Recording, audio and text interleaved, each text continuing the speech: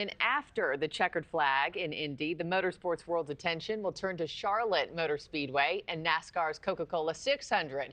And while racing over Memorial Day weekend is a longtime NASCAR tradition, for the first time ever, NASCAR is bringing Cup Series racing exclusively to streaming, with this Sunday's race kicking off a 5-week stretch for NASCAR's Top Flight on Amazon Prime Video that runs through late June.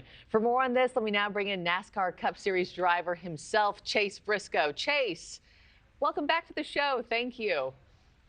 Yeah, thanks for having me. Yeah, I know you got a full plate right now, so appreciate the time.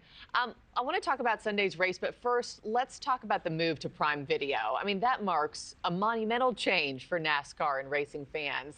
How do you feel about that shift to streaming, and how might that change things?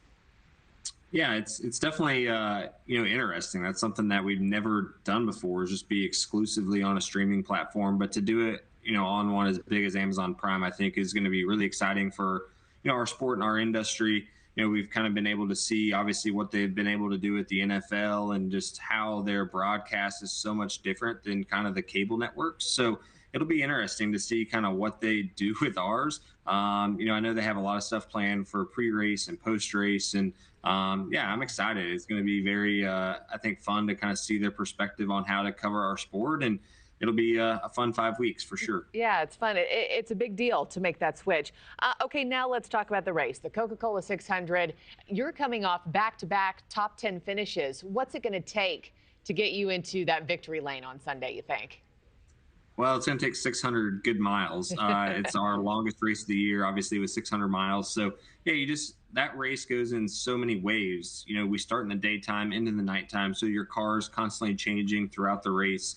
600 miles is just a long time to have stuff happen. So you just have to be there at the end. That's the biggest thing with these long races, is just you see guys kind of eliminate themselves and, mechanical failures, things like that. So for me, I feel like the biggest key is just going to be still running at mile marker 600. And if you can do that, I feel like our car will be good enough to be up in the mix. So yeah, I'm super excited for this weekend. It's one of those races that's a crown jewel for us, and it's just a special, weekend with Memorial Day, and we carry a fallen soldier on our cars. So it's just, it's a fun weekend to be a part of. It's a special and humbling weekend to be a part of, and one that is certainly one of my favorites. And let me talk about that fallen soldier, because it is Memorial Day weekend. On Sunday, your car is going to honor late Army Staff Sergeant Alan Shaw, who was killed in action in Iraq back in 2007. What does that mean to you, to get to honor our veterans and him and his family in such a special way? Yeah, it's always super, super special.